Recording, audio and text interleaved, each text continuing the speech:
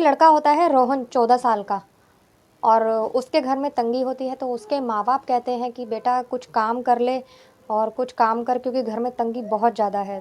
तो दोस्तों उसके माँ-बाप उसे कमाने के लिए चेन्नई भेज देते हैं। दोस्तों वो चेन्नई जाकर एक बनियान की फैक्ट्री में, एक कंपनी में काम करने लगता है। वो वहाँ काम करने लगता है दोस्तों, वहीं उसे एक औरत मिलती है सपना नाम की, जो कि 35 साल की होती है।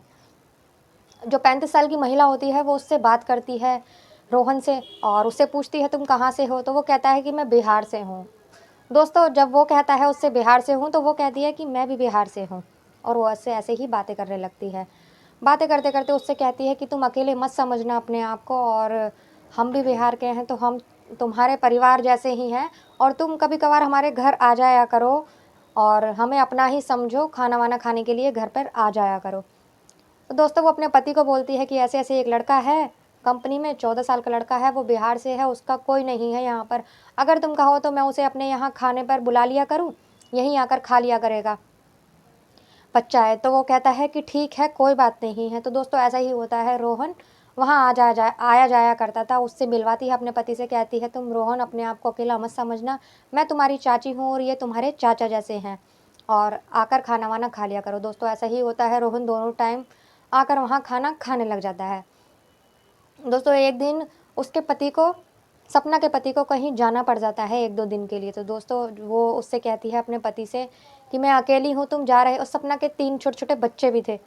वो उससे कहती है कि तुम जा रहे हो, मैं घर पर अकेली हूँ, और क्या अगर तुम कहो तो मैं रोहन को रोक लूँ आज रात के लिए, बच्चा है और मुझे भी डर नहीं लगेगा, थोड़ा सही रहेगा। तो वो कहता है ठीक है, उसे रोक लो।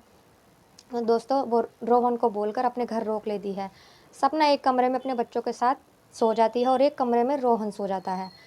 रोहन जब सो जाता है दोस्तों, तो वो देखता है उसकी आँख खुलती है, जो सपना होती है उसके सर पर हाथ फेर रही होती है, उसके पास बैठी होती है। तो वो कहता है अपनी चाची से कि चाची यहाँ क्यों बैठी हो, क्या हुआ?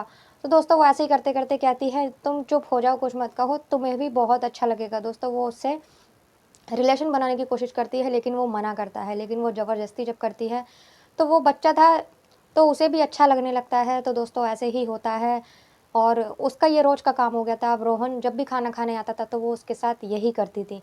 दोस्तों ऐसे ही टाइम निकलता जाता है। अब रोहन इस चीज़ से परेशान हो चुका था कि ये तो रोज़ मेरे साथ यही करती है। तो दोस्तों वो उससे कहता है, उससे पीछा छुड़ाने। और दोस्तों एक दिन ऐसा होता है कि वो उसके साथ जब संबंध बना रही होती है, रिलेशन बना रही होती है, तो उसका पति आ जाता है। पति उनको दोनों को एक साथ देख लेता है दोस्तों, लेकिन वो कुछ कहता नहीं है, मारपीट नहीं करता, और वो उन दोनों को बैठाकर बात करता है। कहता है ये तुम क्या कर रहे हो, ये सही नहीं है, वो तुम्हारे आगे बच्चा है, वो अपनी पत्नी से कहता है। लेकिन उसकी पत्नी समझने की बजाय उल्टा और उससे लड़ने झगड़ने लगती है। कहती है मैं तो इसी के साथ रहूँगी, मुझे तुम्हारे साथ नहीं रहना। दोस्तों ऐसा कहने पर उसका जो पति होता है रमेश, वो अपने तीनों बच्चों को लेकर बिहार वापस चला जाता है। वापस चला जाता है दोस्तों, वहाँ अब उसकी पत्नी रह जाती है सपना, और वो लड़का रह जाता है, रोहन रह जाता है। दोस्तों वो दोनों एक साथ रहने लगते हैं। अब कुछ दिन ऐसे निकलते हैं, रोहन उससे परेशान होने लगता है।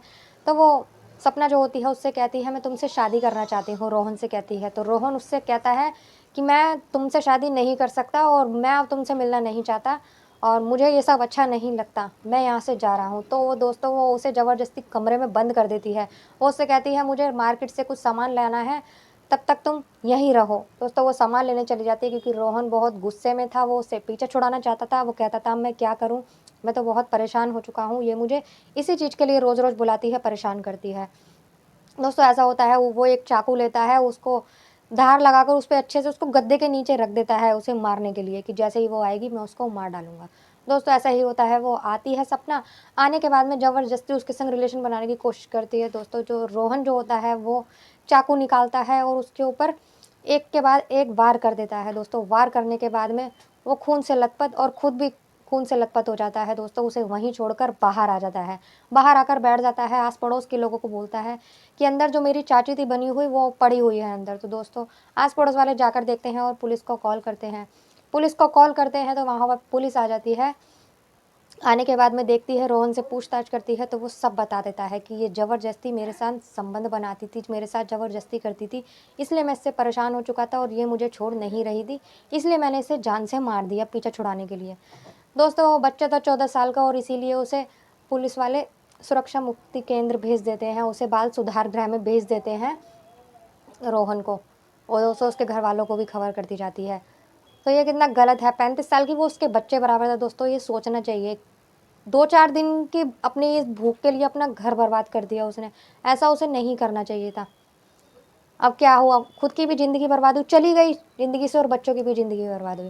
दोस्तों अगर आपको आज की वीडियो, आज की सच्ची कहानी अच्छी लगी हो तो प्लीज़ लाइक कर देना, चैनल को सब्सक्राइब कर देना। मिलते हैं अगली किसी वीडियो में एक नई कहानी के साथ। जब तक के लिए बाय बाय, जय माता दी।